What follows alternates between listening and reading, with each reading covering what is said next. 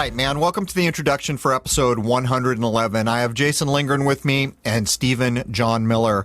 We're going to go over remedies for the idea of the straw man, and I will put it right out front there.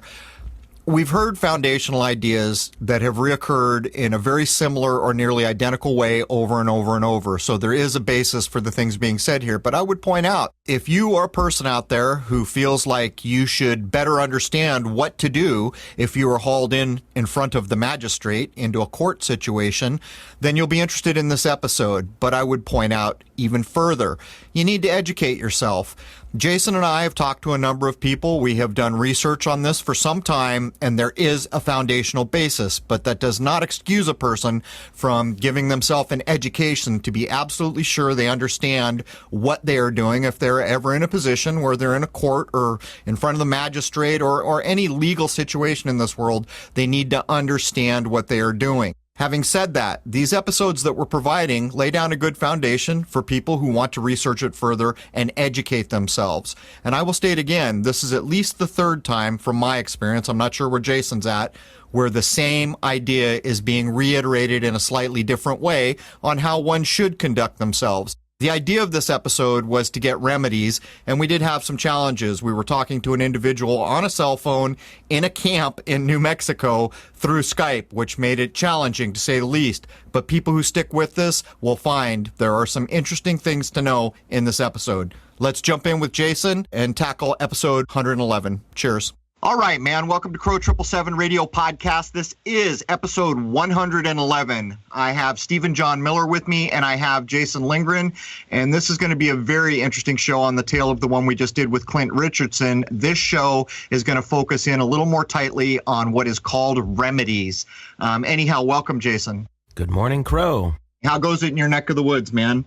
It's wonderful here, and I'm looking forward to this continuation of the very hot iron we were striking on last week. It's a popular topic. People are really into it. They're researching all over the web.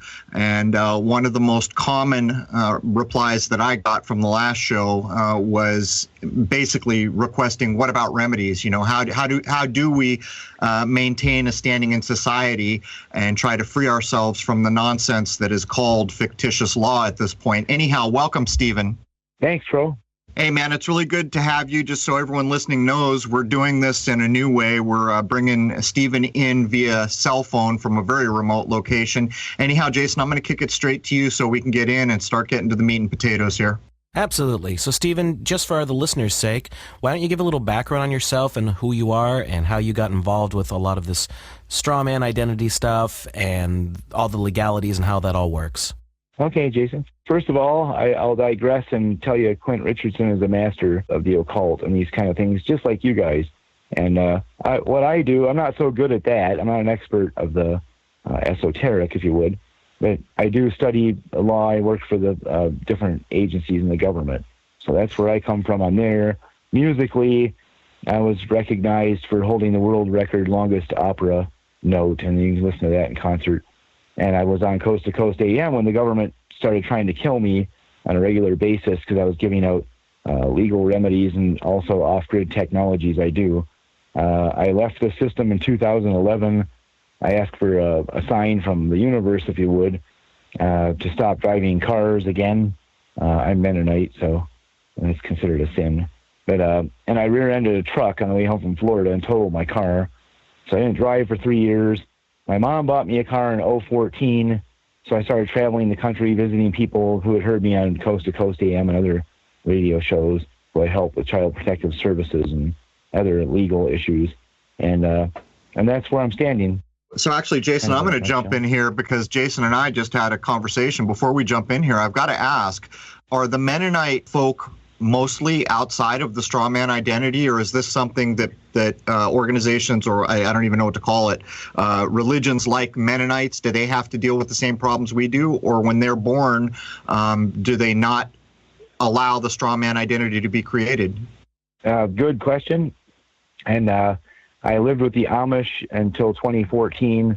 On and off, I go up there and hang with them and show them technology so we keep them off grid, that they be allowed to use according to Proverbs and the Bible and stuff they follow.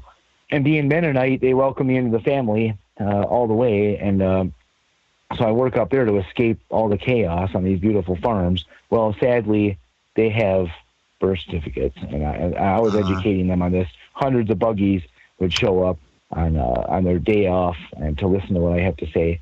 I said, no, you all basically sold your children to the devil unknowingly. So the contract is void ab initio nunc pro tunc.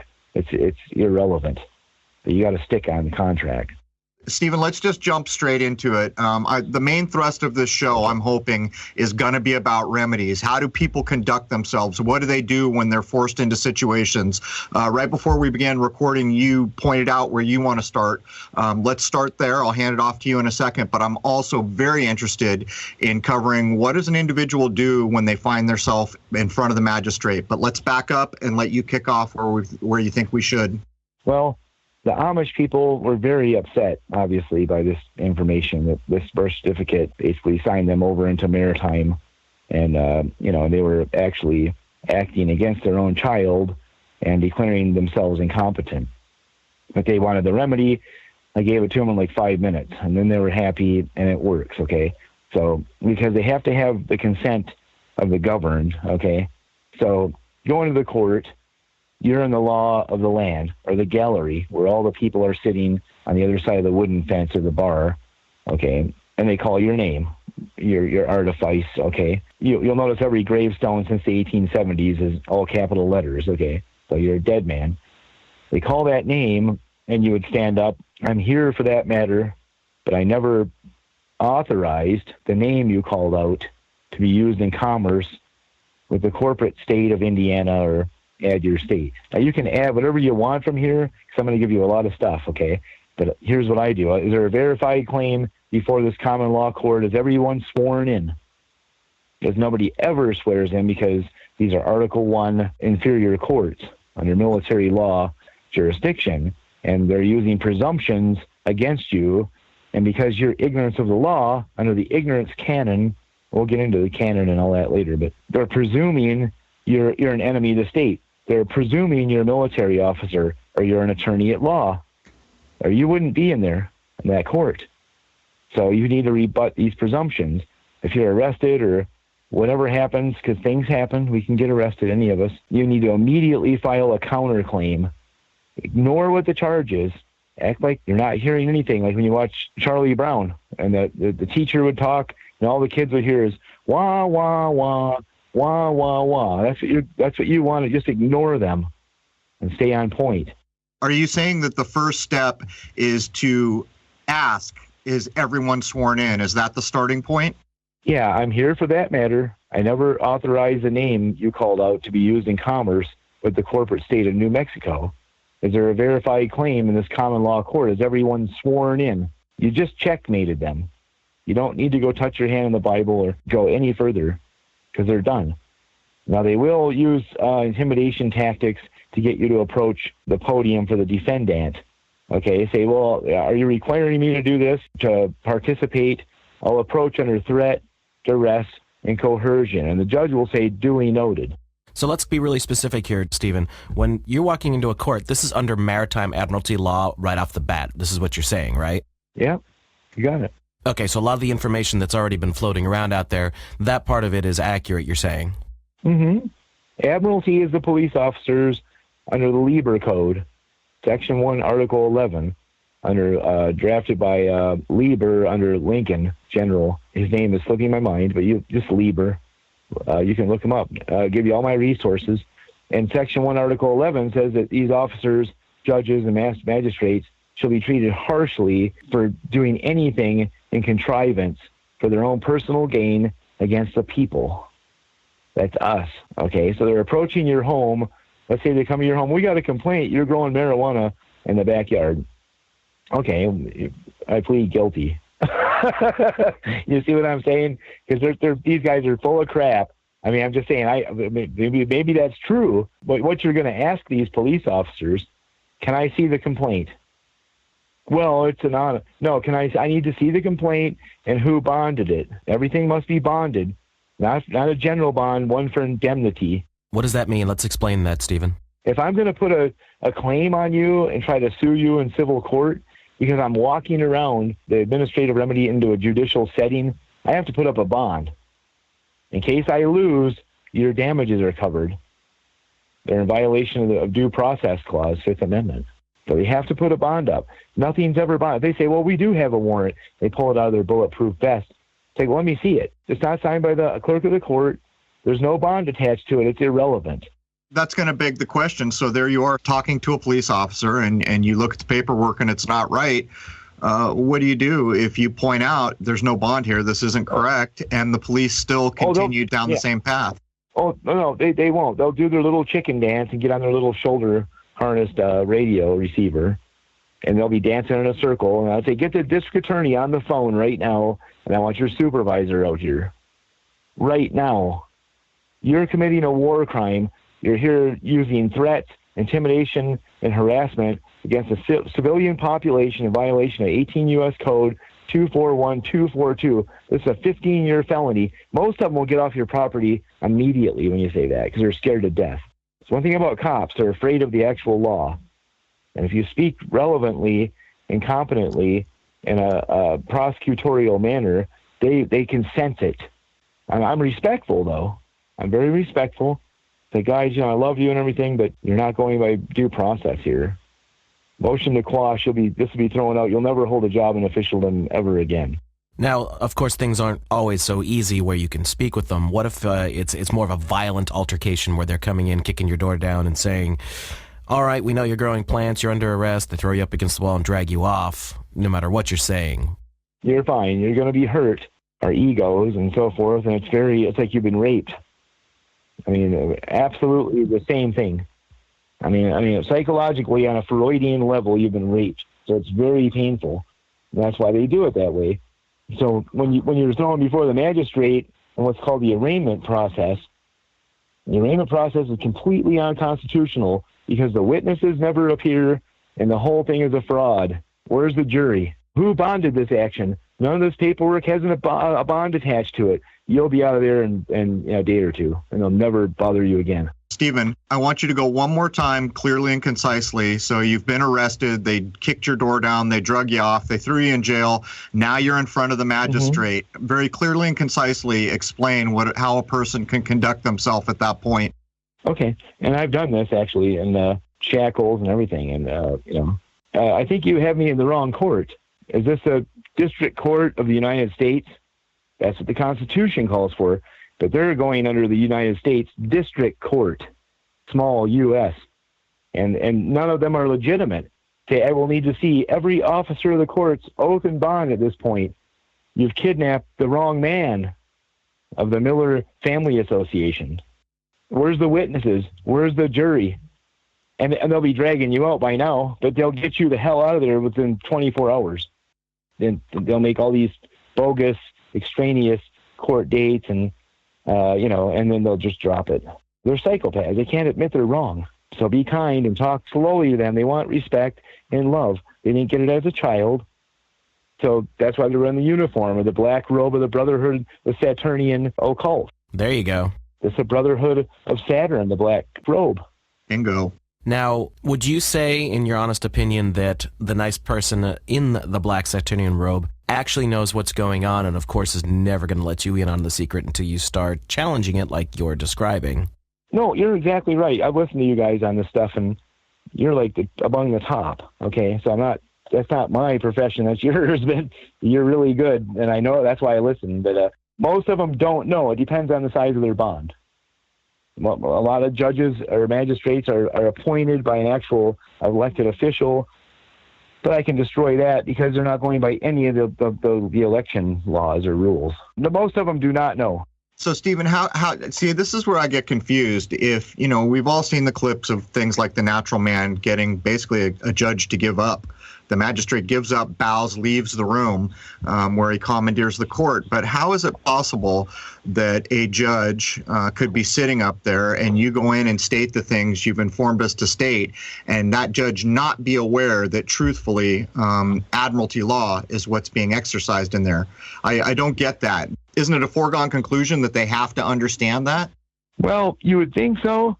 But these people, I'm digressing back to their childhood. They're raised by predominantly liberal state worshiping, order followers that the state is God. So they're reading Article 3. Okay. Well, wait a minute. We were given all this authority over you, and you're saying the 11th Amendment took it off of us, and it did. So they committed fraud on the people, not the persons or individuals. Okay. And they said, well, we're going to use Title 50 United States Code under the United States federal law and say there's a state of emergency. Now we have all these special rights that we weren't born with. Okay. That's what they're doing. And they really believe they have this special right because we're under a state of emergency. We're under martial rule. So that's why all the cops have guns and tasers and chemical weapons, because we're under martial rule. And oh my God, that's a whole nother hour, When would that have started, the martial rule? Oh, under Lincoln. So this started as a result of the Civil War? Yeah, then they tried to convince the slaves that the 14th Amendment applied to the people. That, no, you gave up all your rights, and we've given you benefits and privileges like owning a gun. Now we're just taking that privilege away slowly and incrementally. No, the 14th Amendment only applies to government officials, period. And because they waived their immunity under the Foreign Sovereign Immunities Act, became offshore statute merchants, and all this applies nothing to us. You owe them nothing. If somebody's made a claim against you, they're the ones. It's just like if you claim Jesus existed, the burden of proof is on you. No difference. And they know this. The canon law, the Pope, the only people that have jurisdiction in this country for criminal law is the Vicar General or the. So if you go into court and you say, you can do it 100 different ways because they're so full of holes. It's like saying, Israel is God's chosen people. The only thing holy in Israel is their stories. Jordan Maxwell stole that from me. Okay. And so, because I study this stuff incestuously. Okay. And it's all full of holes. So as long as you have some kind of an argument that's less than 2 paragraphs in court, when you're in the law of the land there, the gallery, you stay in the common law. But once you go into like 5 paragraphs, you're getting extraneous and superfluous, and you're going to find one of their rules that permits them to throw out what you're saying as extraneous and unintelligible.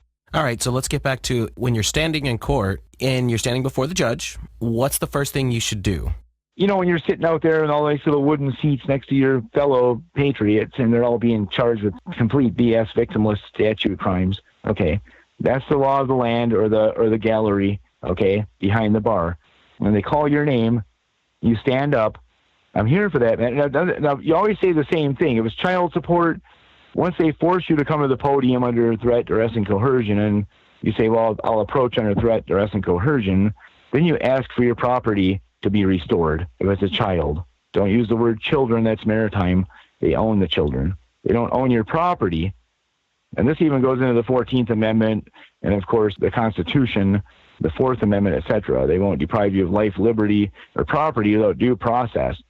Due process is the most important word you'll ever use when you're filing a notice or a requirement under the, it looks like a motion, but it's not. Due process. So you're saying, I want my property restored, and they will. They freak out when you know this stuff. Now, if it's there for a criminal charge, your neighbor said, oh, he's got weed in his yard, and the cops showed up, and, they won't arrest you, though, if you say the right stuff. They're listening. They know your IQ. They're not very smart, but they're trained how to know smart people. And if you talk in a prosecutorial manner and ignore whatever the complaint is, they're going to get the hell out of your face as quick as possible. Have you seen that happen? Oh, yeah, all the time. Anybody that I teach, and you've got to do it with fervency. If you act like I just learned this on YouTube, they're going to walk right over you and tase you, and it's very scary. Stephen, I want to get on the record clearly and concisely as an episode that's about remedy here. Let's pick up right when a person is standing there at the wooden fence in front of the magistrate first time. Let's very concisely break down how they can conduct themselves to avoid all this nonsense. Okay, and I'm going to give you the supposition that you're pulled over, you've got your children in the car, you happen to have half a joint in the ashtray, and maybe some Vicodin in your purse that's your sister's or whatever, okay? And you're not aware enough or studied enough to keep them out of your private conveyance, okay, which is consumer goods they have no authority over. But let's just get all past that. Say you messed up, you're afraid. Now they're in your car. They're stealing your kids, okay? And now you're in jail, okay, like an hour later. And then they're going to take you into arraignment, which is completely unconstitutional. Remember that. I'll give you the ins and outs later. So when you go into that arraignment and you're all tied up in shackles, okay, like a slave you are, most people are, you're going to say, I never authorized the name you brought me in here with to be used in commerce with the corporate state of whatever state you're in. Stephen, hold on there. That is the very first words out of your mouth is I never authorized you to use the name you're using for commerce in whatever state you're in. Absolutely. Okay. Is there a verified claim before this court? Now let me explain what a verified claim is. It falls under the Constitution that no warrant shall be issued, okay, without proper oath and affirmation and a probable cause affidavit. In law, and the judges call an affidavit a jurat certificate, Jurat. Okay, J as in John, jurat certificate. And they use Sir William Blackstone for a legitimate jurat, which means there must be 2 third-party witnesses. They must go by the rule of law that we've all agreed on, which is, okay, if I've harmed somebody, they need to go before a competent officer under oath or affirmation, okay, and take their verbal testimony and put it into writing. That's called an affidavit. But there must be 2 third-party witnesses. Otherwise, it's a hearsay. It's all hearsay and conjecture. That's why you're doing the things I'm telling you in court. So you stand up. I'm here for that matter. If you're already in leg shackles, when they say, are you Stephen John Miller? Sir, now be kind to them. These are mental cases. They have guns. Sir, I'm here for that matter, okay, under force and duress and threat, but I never authorized the name you're using to be used in commerce of the corporate state of New Mexico. I presume you have a verified claim, which is called a valid cause of action, which means that there's a human being that can show he's had harm, loss, damage, or injury, a violation of his rights, and you can prove the court has redressability. The reason that being is because these courts are inferior, and a lot of them don't have redressability, and they don't. They never have had criminal jurisdiction. It doesn't exist anywhere. Only the church, the vicar general, or the ordinary can hear any criminal claims.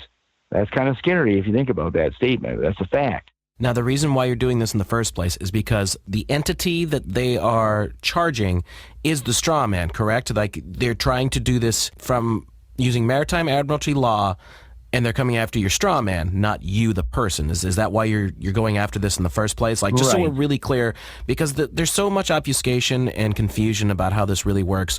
The reason why we have you on is to just be very, very specific and try our absolute best to define all of this stuff so people hear this and be like, okay, this is starting to finally make freaking sense. Yeah, exactly. The situation, I'm going to keep repeating the same things about court, so it'll get into everybody's brain, and of course they can rewind it or download it to their tablet or like I do. But the most important thing is to understand where all this started under Abraham Lincoln and the Civil War and freeing the slaves, which was a joke. They enslaved everybody under the 14th Amendment, but it's based on the presumption that you're under licensure.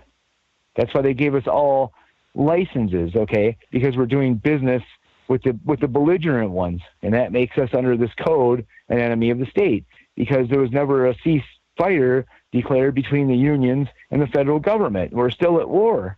Well, Stephen, let me ask you this. We see all these clips on YouTube of people being pulled over by a police officer when they're driving their car. Many of them Right. Refuse to open their window, and they say, this is not a car, this is not a vehicle, this is my personal conveyance.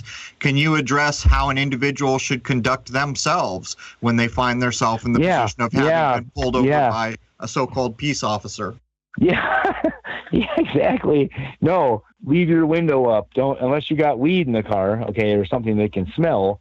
That's why they did this, because if you have both windows down, it'll waft out into their nostrils, and they'll say, well, now I have probable cause. And then the canines will show up. But that's all irrelevant once you learn what I'm trying to show you. But still, yeah, if you got weed in the car, only crack the window like 4 inches and say, hi, I'm only traveling. Am I free to go now, or are you detaining me? And stick on that. And they'll either turn you loose, or they're going to say, get out of the car. And if they do it, do it. Get out of the car. It's under duress. threat, and coercion. It's a 15-year felony what they're doing, and I will teach you how to exact that charge on these a-holes. All right, so then I'm assuming if you get pulled out of the car and you end up in shackles, you've kind of already outlined what happens by the time you make it to the magistrate. But one more time, reiterate, I'm driving in my car, you get pulled over and you're just going to state that you're traveling and you're going to ask the officer, am I free to go or are you detaining me? Right, because it's a custodial arrest, which is unlawful. Here's the juxtaposition, okay? They're sitting on the side of the road, stalking you, making legal determinations when they don't have a bar card. So right there, that's a violation of their fiduciary duties. Black's Law, 5th edition, I think page 563, definition of a trustee.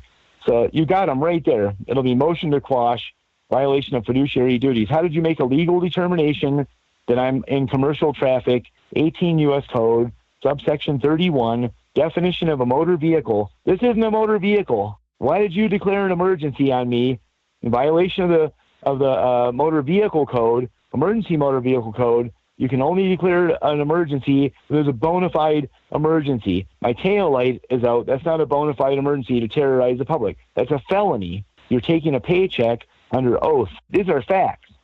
Now, most police aren't going to understand this, in my opinion. I very much doubt that they're going to understand what exactly you're on about, and they're probably going to take it as far as they can, especially taking you under arrest. Well, I would disagree at this point, because I've been doing it myself on the internet, on radio, for a better part of 10 years. So they know it. This goes into psychological warfare and Freudian psychology. You're dealing with children with guns. They're a 4-year-old with a gun. And Mommy said it's okay if you're hired as a police officer to violate other people's rights. As soon as you start speaking law in a calm manner, you're calm, your hands are visible, you're giving them whatever paperwork you have available. I do. Now they're not fixing to shoot you. Do you want to survive? You're at war. So you want to, oh, hi, sir. You know, I don't tag my motorcycles. So I get pulled over all the time. I just hand them my insurance and my state ID. I said, oh, here, this belongs to you. I tell them that immediately. And I said, yeah, you're right. They know what's going on, dude. Say, listen, I don't want any trouble with you. I'm just traveling. You know, I need to be on my way. Are you detaining me? And I'm really just nice about it, and I win every time. I had 2 tickets, one in Washington State, illegal camping. Well, the cop knew me, though. And then one through Peoria, Illinois, my tail headlight was out, and it was a sheriff. And I just told him, hey, you know, I studied law. I don't want any trouble with you. And, you know, well, let me see if I can fix your light, just because of what I said. And I was calm. I didn't, you know, I turned on all the lights in the car, and I was kind and friendly. That's how you win against Nazis. You don't get an attitude. They got all the power. You got to be asymmetrical. They're ready for a head-on collision, dude. They'll win. They're in a freight train. You're in a Volkswagen Jetta. Okay, so you got to be asymmetrical. Go around the path. Take the path of least resistance. You'll win every time. Okay, so getting back to court, the worst happens, they take you away and all that sort of thing. So when you're standing before the judge and you said the first thing to bring up is everyone sworn in. Yeah. What does that mean, though? When you stand up, they call it the corporate artifice on your license. Stephen John Miller, you know, and they're looking all around, right? It's all intimidation. And I stand up and say, hello, I'm here for that matter. I never authorized the name you called out to be used in commerce of the corporate state of New Mexico. I'm presuming there's a verified claim before the court. Has everybody been sworn in? Now you just turn that court into a common law court of record by doing that. Right. What does it mean when you're asking them, is everyone sworn in? Define that. Yeah.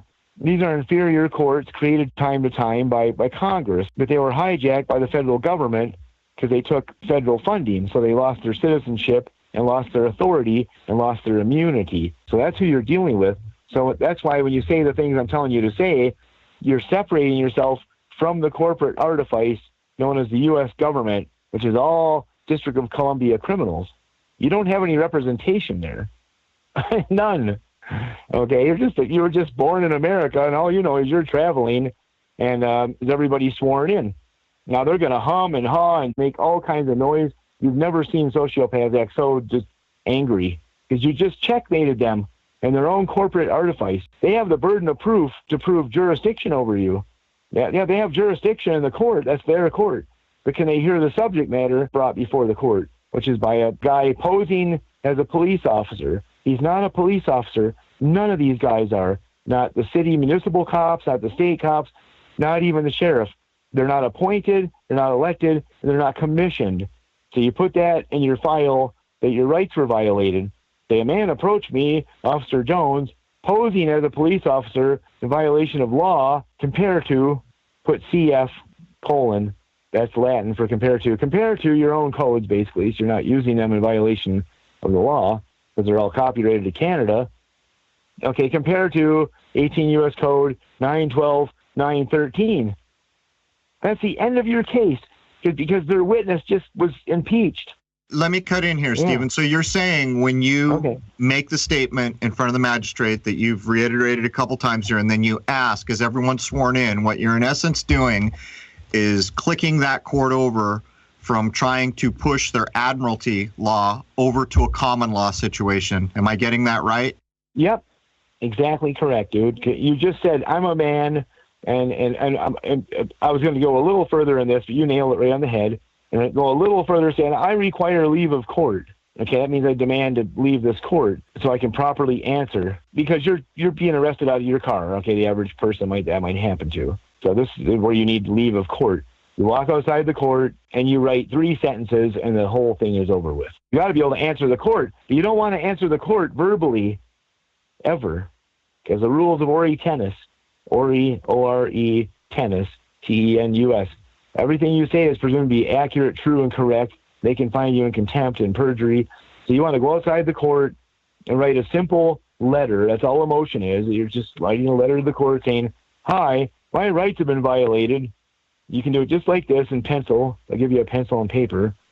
Okay, the witnesses aren't here. There's no jury. You just list about 10 things they're doing wrong, which takes me 3 minutes. Write 2 copies if you have the wherewithal, so you're not ambushing the prosecution. These are little secrets. And then they can listen to that. Now they're going to reschedule and say, well, I say, you need to ROR me, okay, or release my own recognizance. My word is my bond.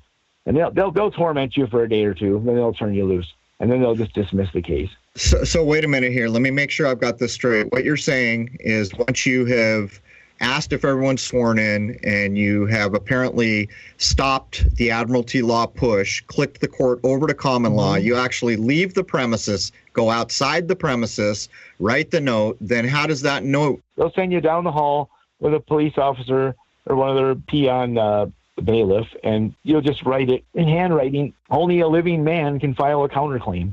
So how does that get back into the court? The bailiff will take it from you, say, now make sure the judge gets that, and make sure the prosecutor gets to read it as well. And by their own ambush prosecution. By their own rules, the bailiff has to accept that and has to admit it, right? Absolutely. You're protected under their own administrative. See, here's the whole thing, Crow and Jason. They're going around the administrative process that would free all the people immediately. That's why it's there. And they're going right to a judicial setting. So they're sending a militarized force in violation of posse comitatus to your house or your private conveyance. And they're dragging you into court without any due process. You've already won. Just learn the due process, write it in a letter. That's the definition of a motion. You do it typing, well, that's parliamentary. That only applies to government officials. So that's why they'll throw it out as unintelligible, because you don't have the permission to write motions. Let me ask you this, Stephen. There's been a lot of talk about this idea, and I'd like to get your take on it. Is it true that the prosecutor in these courts is required to bring a checkbook with him? Have you ever heard anything about this? Yeah. That's why they want you to take responsibility for the name, so he can throw his check in the wastebasket. So explain what happens. Yeah. Explain what happens when that checkbook has to get used. Explain to the people why the prosecutor brought the checkbook and what happens when the prosecutor loses. Well, whenever you were arrested, that created what's called a bid bond. And until you take responsibility for this violation of statute, the prosecutor who's pursuing you, bringing forth the charge, has to cover anything that you deny. So he's got his checkbook out, but he does have a bond through Fidelity.com. Most all of them are bonded through there. It'll cover that check, in the event you don't come back after them. And if you sue them, then he's 100% liable. So that's why you ask him, hey, none of this stuff's bonded. I'm not talking about bonded generally. I'm a bond for indemnity for this exact action. And that's how it works. And boy, they freak when you know all that stuff. Then it gets you the hell out of there, dude. Well, you sign this civil infraction and we'll just turn the whole thing loose. Say, I'll do so under duress. So sign it. Get the hell out of there. Sign it 4 corners rule. Put 4 little corners around where you sign, which is the same as UCC 107, formerly 1308. And that's the end of it, because you're not taking responsibility, without prejudice. That's what the judges sign. I don't know anything on this paper. I'm not taking responsibility. So I'm signing it like this. That's what you're going to sign. So you're doing the same. You're just using their own stuff against them. Wait a minute. You're violating this, that, and this, and the other thing, and your officer's not even an officer. You see what I'm saying? These are all called defects. If you find the defects within the charge, you'll win every time. And talk as little as possible. I'm here for that matter. Never authorize the name you call out to be used in the corporate state of Rhode Island, of New York. Is there a verified claim before the court? Is everybody sworn in? And now listen to the choking and coughing and glasses falling off, and they're going to defer and distract and just ignore them. They're going to say, well, we're going to reschedule this, Mr. Crow, for December 29th and blah, blah, blah. Say denied. Am I free to go now, or are you forcing me to participate? People will listen back to this, dude, and they'll get it all in one concise argument, I hope. And that's really it. Just now you stay on that from now on. They're violating your rights ad nauseum. You can put in your writing, I'm going to file a federal tort action on all administrative officers involved under standard form SF 95 to the sergeant at arms. And you go through what's called in government quality control. You contact the mayor, attorney general, etc. Okay, the governor, and then they'll all reject, and then that goes to the sergeant at arms, and he says, okay, their immunity's gone, you can have their house.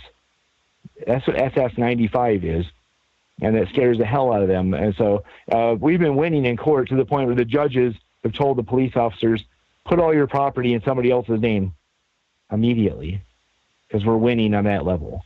So it feels good, dude. I'm an old guy. I'm not much older than you, Crow, but I'm not in good as health as you. But I've had cancer and all kinds of problems, and I didn't want to die without seeing the people, my brothers and sisters, having some kind of wins against these monstrous. Before I hand it back to Jason, I would estimate that maybe you should take an interest in the Gerson method, a proven cure for cancer. But anyhow, back over to you, Jason. Now, Stephen, when you're saying all this, what you're doing is you're coming after them in a civil way because you're saying going after their property and everything like that. Is that because they're violating you as a free man and you're now coming after them financially because they have completely violated you and you are deliberately divorcing yourself from the maritime system? Right, and I am bringing them in under criminal charges under the common law. Which the Constitution covers that very eloquently. They're going down for criminal charges as well. Because they lost their immunity under the Foreign Sovereign Immunities Act when they signed up with the United Nations. They waived their immunity as being a foreign agent. So they are definitely under the criminal code. Not us, them.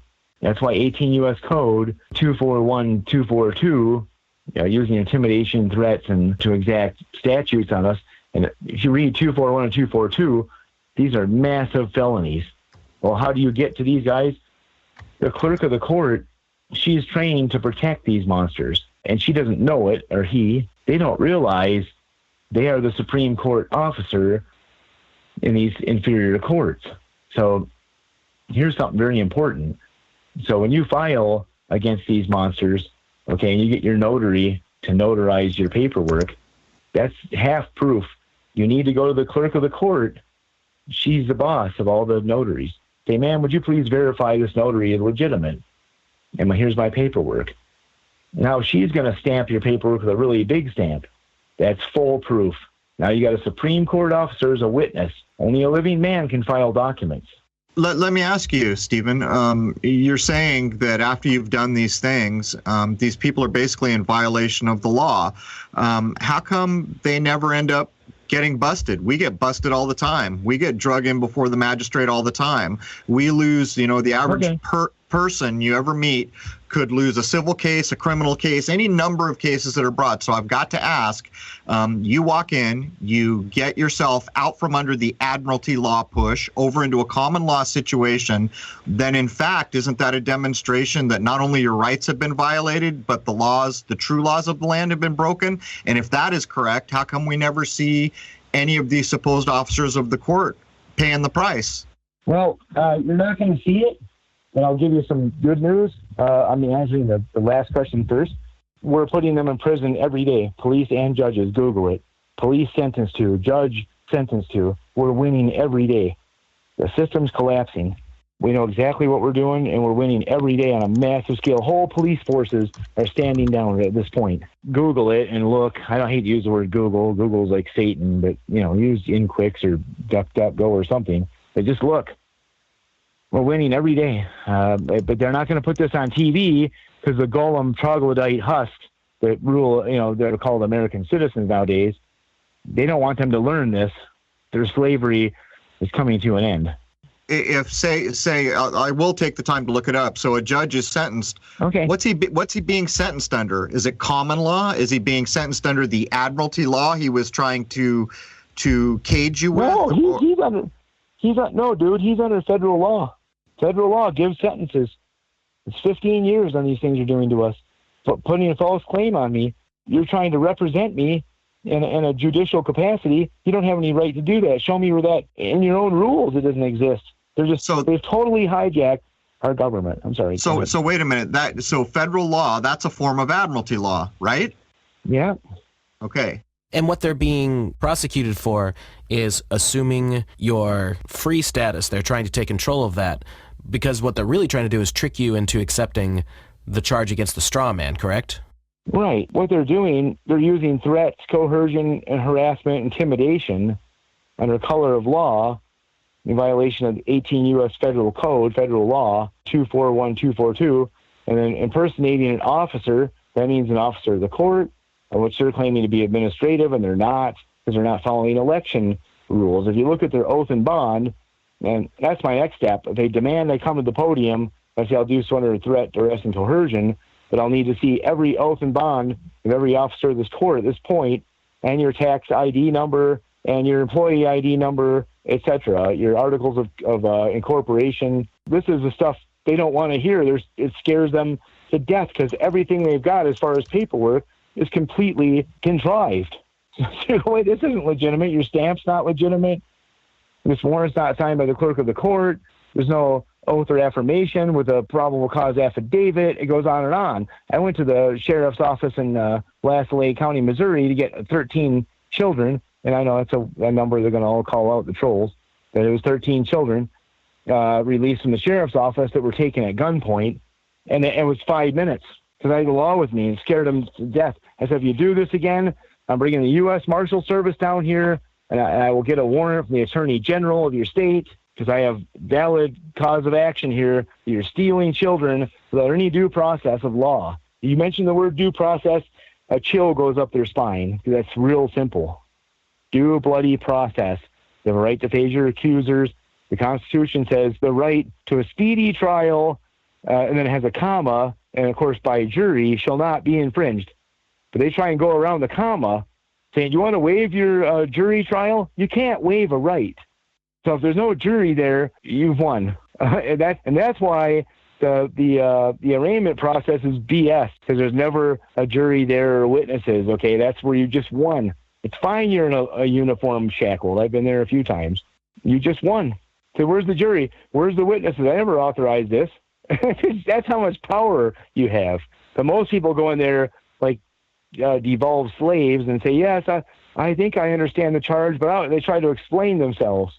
And then you just explain yourself into probation at least. You're the one in charge, but they don't want you to know that. So what you're trying to do is make sure that you are not accepting responsibility for the straw man that they are charging. Is that basically what this comes down to? When they're dragging you in there, what they're trying to do is get you to accept what they're saying to you, and therefore they can treat you, the physical person, as the paper person, correct? Yeah, it's called being a surety, okay? And Proverbs, prohibits this. It says, be not a surety for a stranger, lest ye shall smart for it. So they're violating their own canon.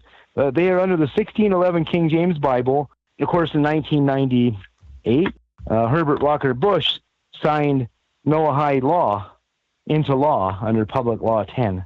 So we are now under Noahide law. So any thought of Jesus Christ is an executable offense. That's in law. Now, how come nobody knows this but a very few?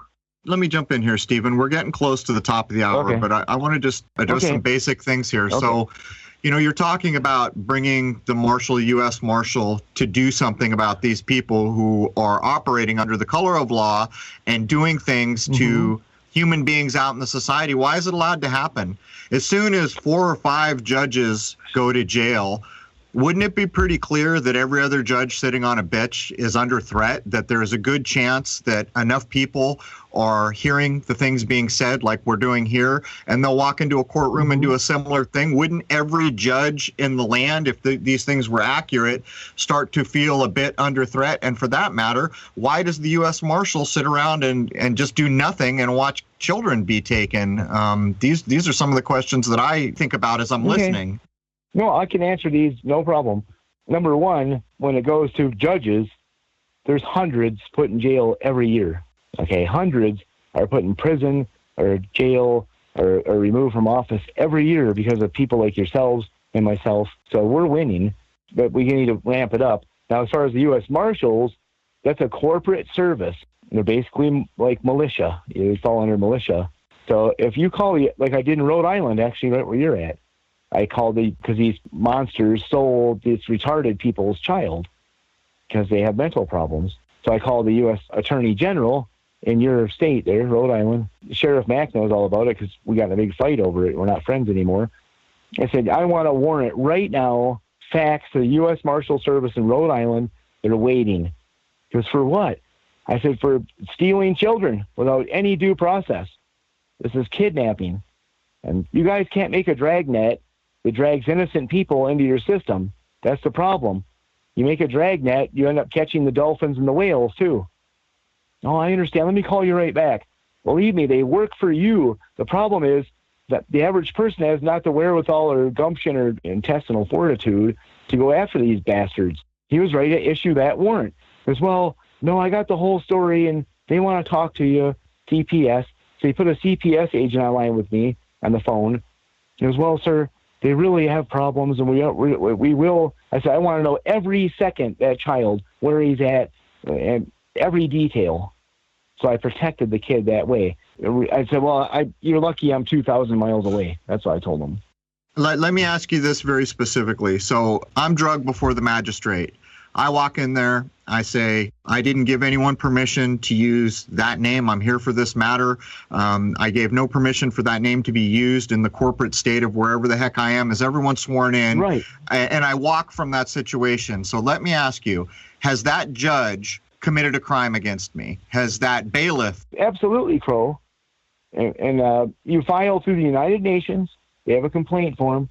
You file through the Federal Tort Action under Standard Form 95.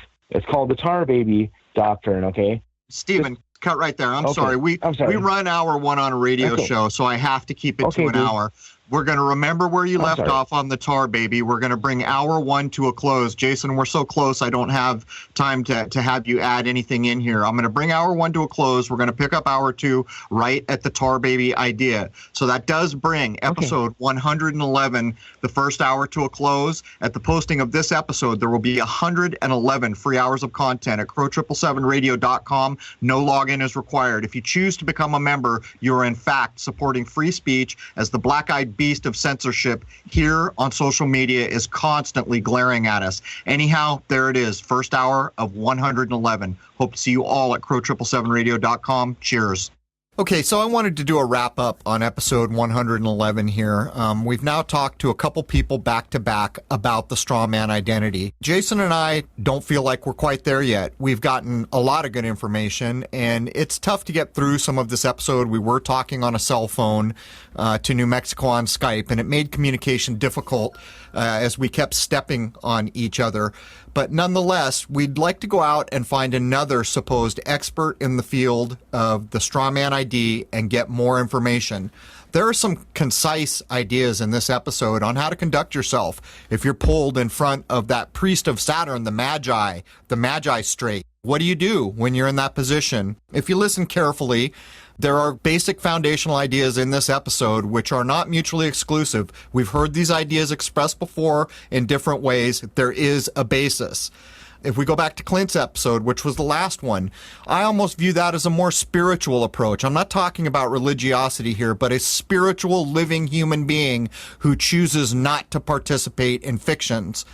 Then we get up to this episode, it's a little bit more about a person existing in this fictitious world we live, but how do you get along? How do you prevent yourself from being abused by the fictitious systems? Nonetheless, as I stated, we want to find a bit more information on this and present it out, and hopefully we can add a little bit more value. But I've said it a couple times, people need to understand what they're doing if they find themselves in a legal situation. Don't just act because you heard something on a podcast or you read something on a blog. I can vouch that the ideas laid down in the last couple of episodes are reiterated over and over and over in similar but slightly different ways, that there is a basis for these ideas. But you must understand what you are doing in these positions. In this episode, I asked, if you get in front of the magistrate and you make it perfectly clear that you're not sure what to say, but you do not want to participate, can you still get railroaded? I'm not satisfied that I got the question answered, because I kind of suspect that you can. If you do not understand how to conduct yourself and what language to use, I think you, in fact, could be bullied or coerced into a situation you don't want to find yourself. Anyhow, thank you all for participating and being here. We'll see you all next week. There it is, man. Cheers.